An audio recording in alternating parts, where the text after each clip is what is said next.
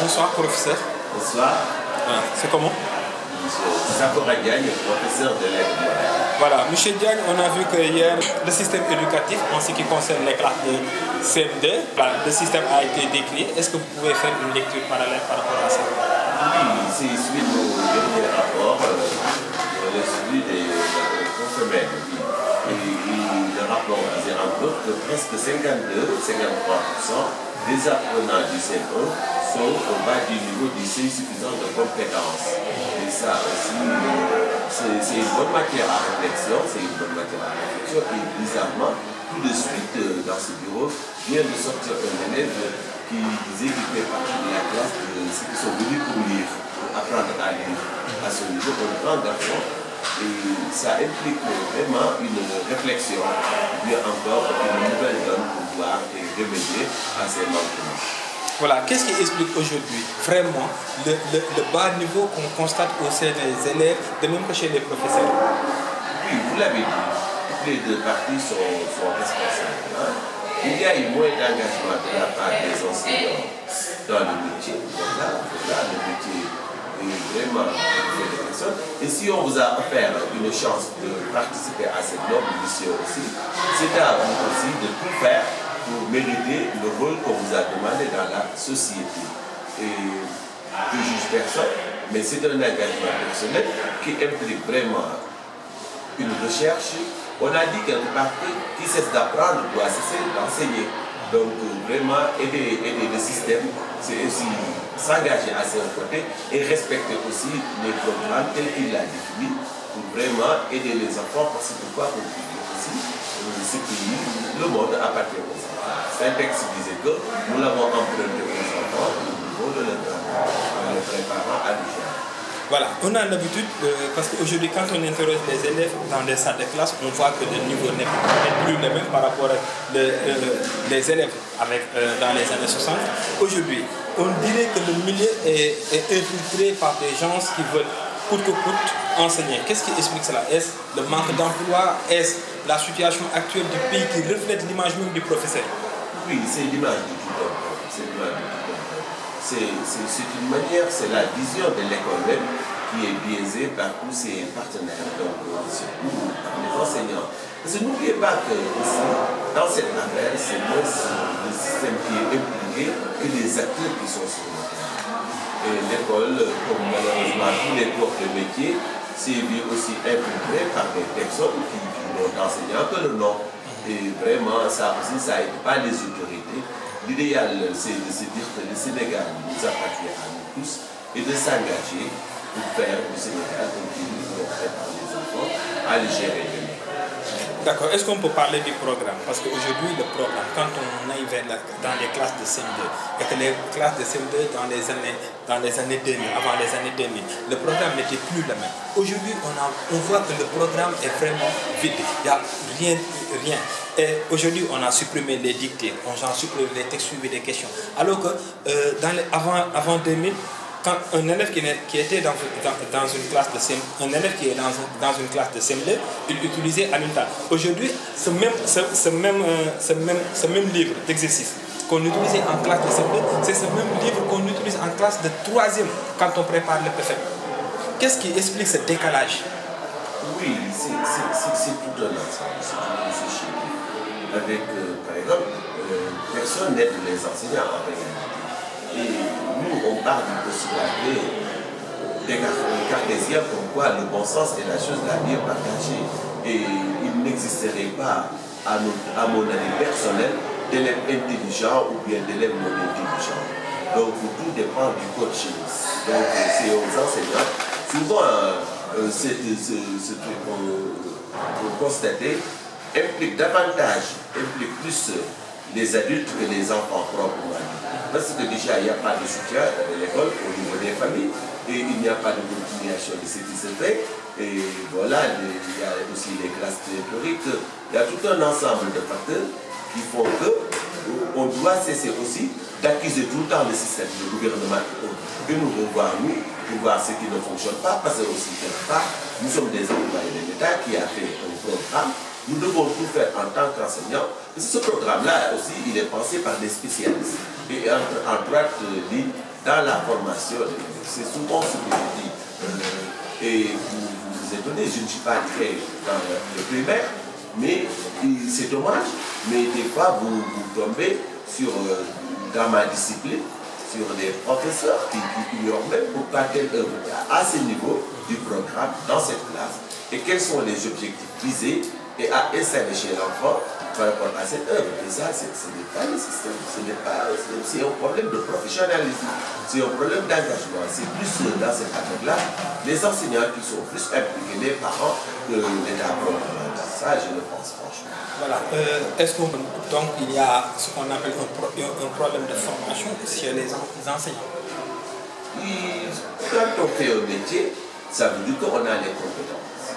Maintenant, l'engagement, parce que je le dis, personne n'est mieux, personne n'est mieux. Il y a juste une volonté de bien faire le boulot qu'on vous apporte et pour lequel vous êtes payé. Donc moi, je crois que, personnellement, s'il y a un problème de respect de soi-même que de faire correctement, c'est pourquoi vous êtes payé. Et malheureusement, aujourd'hui, ici, chez les enseignants, c'est comme ça qui se fait. Je vous raconte une anecdote, pas plus tard qu'une semaine. Dans mon propre établissement, j'ai signalé à mon chef d'établissement le cas d'un élève, d'un parent d'élève qui était là à vouloir acheter des fascicules pour ses enfants, qui lui mettait la pression disant que le professeur les chasse, disant que le professeur leur fait moins d'eux par rapport au jour jusqu'à ce qu'ils s'acquittent des fascicules. Parce qu'il n'est pas obligatoire, c'est nulle part dans le programme. Il faut vraiment travailler ce que vous avez appris et pourquoi le gouvernement vous classe dans son système pour que vous jouiez ce rôle, que vous puissiez le jouer. Mais en cette période, dans les écoles, c'est le combat. Les gens, certains collègues ne travaillent pas, très impliqués dans un commerce de fascicules qui n'a rien en matière d'apport par rapport aux élèves. Faire une compil d'exercices que vous-même, vous n'avez pas fait et qui ne sont même pas corrigés, que vous assemblez, mettez sur papier pour le fourcher au parent d'élève au prix de 3000. Un parent d'élève qui a dans l'école 3 élèves, c'est quelque chose par rapport à ces difficultés qu'on traverse en ces temps de Covid-19. Donc moi je crois que souvent c'est les collègues.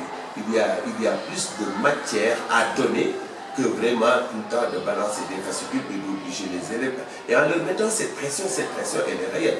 Et c'est la même chose, malheureusement, au niveau des cours dits de renforcement. Voilà, on le dit obligatoire. Je crois que c'est sur ce côté qu'on peut aider le système en lui montrant aussi que certaines choses sont de notre faute. C'est nous les enseignants qui faisons ça. Et il y a une véritable mafia dans les écoles avec ceux-là. Ils sont dans les établissements qui appartiennent aux Sénégalais, ils développent des cours privés, ils obligent les enfants à faire par force ces cours. Et on se demande même par rapport à ça, comment l'apprenant récupère, comment l'apprenant a le temps de gérer toutes ces connaissances qu'on lui donne. Donc l'école est devenue un véritable business et c'est moins les autorités que ces acteurs réels. D'accord. Aujourd'hui, on voit qu'au niveau de la mairie de Ndiarème Limamoulaye, on a une branche qui s'occupe de tout ce qui est relatif à la communauté. Est-ce que vous pouvez revenir sur ça et qu'est-ce qui s'y fait au niveau de la communauté? Oui, j'en profite pour remercier le maire de Ndiarème Limamoulaye, par ailleurs enseignant, voilà, un monsieur formidable, qui a pu faire de ce métier vraiment, qui a joué son rôle et qui est personnellement mon mentor. Ça, tout le monde le sait, tout le monde sait que ça pourra gagner. Quand je suis venu à Dakar avec mes religions, le jeune professeur, c'est réellement lui qui m'a habillé, qui m'a formé, qui m'a donné la confiance et ça, je ne pourrai jamais l'oublier. Et maintenant, il s'est confié une commune qu'il gère et c'est dans cette collaboration qu'il m'a demandé de venir participer au niveau de la salle de avocate. À l'animation, il m'a demandé l'intégration des jeunes. C'est un monsieur très open mind, voilà, et je compte l'accompagner dans cet cas. En faisant de cet espace aussi une espèce d'apprentissage. Nous avions lancé une opération intitulée Un Guédiawaïwa, un livre. C'était toujours dans ce sens, d'adouber les élèves de la banlieue, de bons documents, et faire de ces cadres des cadres d'apprentissage, des cadres d'acquisition de connaissances, de savoir et voilà, d'expression des jeunes. Car la jeunesse sénégalaise est un véritable enjeu et vraiment il est de notre rôle, nous tous, de participer à l'armée, à lui donner ce que c'est appelé les armes miraculeuses, pour qu'il puisse pour qu'elle puisse aborder le monde qui arrive à grande vitesse pour cette génération. Voilà, aujourd'hui on parle de la seconde vague de la Covid-19, aujourd'hui continue d'enregistrer. Maintenant, est-ce que l'école est en danger réellement? Je ne sais pas, dans ce cas, les autorités, vous savez, souvent, on a ce problème de responsabilité chez nous. Je me dis, je ne cesse de le dire, je pense à une œuvre de troisième vol de nuit de Saint-Ex, où l'on doit installer comme compétence chez l'élève pour comprendre que la vraie responsabilité, elle est dans l'exercice d'un devoir et non d'une volonté. Et ce devoir-là, c'est le civisme, c'est l'engagement, c'est le sens des responsabilités. Des fois, nous incriminons trop l'État. L'État a beau, tout le monde l'attaque. Mais des fois, nous-mêmes, nous ne regardons pas. Quand dans mon coin, je m'adonne à des actes d'incivilité, je me laisse aller à des choses qui vont à l'encontre de la citoyenneté. C'est moins l'État que ma responsabilité personnelle. Donc il s'agit d'incarner cette part de sénégalité en chacun d'entre nous et d'aider. Un ami me disait que c'est un ami maire, M. Moulfal, qui est aussi professeur. Et il me disait là, c'est il ne faudrait pas que l'État recule sur les mesures. Moi, personnellement, au niveau de ma mairie, il est le maire de Koul, personne n'a, quel que soit le grade que vous avez, si vous ne respectez pas les mesures barrières, je le reçois. Donc, monsieur, c'est un tout petit peu cela. Nous pourrons participer à cette sensibilisation, nous pourrons participer à ce barrage de cette pandémie en vraiment mettant en avant les gestes barrières et en aidant les autorités dans les mesures qui étaient attendues. On a vu que le pays a bien réussi son comportement par rapport à ça. Ce n'est pas le moment de lâcher prise. Voilà. On sait aussi que vous êtes des fervents défenseurs des artistes. Aujourd'hui, les artistes ont un sérieux problème en ce qui concerne la pandémie et l'introduction de leurs activités. Est-ce que vous comptez le soutenir? Oui, on les a vus, je crois que même ils parlent d'aussitôt qu'ils préparent l'événement. Mais bon, l'art, tout le monde en a besoin. Et tout le monde. Mais l'art, surtout dans ces manifestations au Sénégal, c'est-à-dire la musique, le spectacle, se fait vraiment avec un public très fort. Et je crois que c'est vrai, les artistes souffrent de cette période de renchérissement de leur activité qui les mettent un peu sur la dèche. Mais bon, elle est possible d'une tenu. Nous appelons nos amis artistes à essayer de voir, d'accompagner le gouvernement et que peut-être ensemble, on verra le bout du tunnel. Ce pays, toute chose aura une fin et ce pays est assez grand avec ses hommes pour toujours rebondir. Ça peut aller, je crois, ça peut aller. Je vous remercie, professeur. C'est moi qui vous remercie de m'offrir cette opportunité de parler, voilà, de m'exprimer un peu sur les activités de notre pays et ce que nous concernons. C'est moi qui vous remercie, monsieur.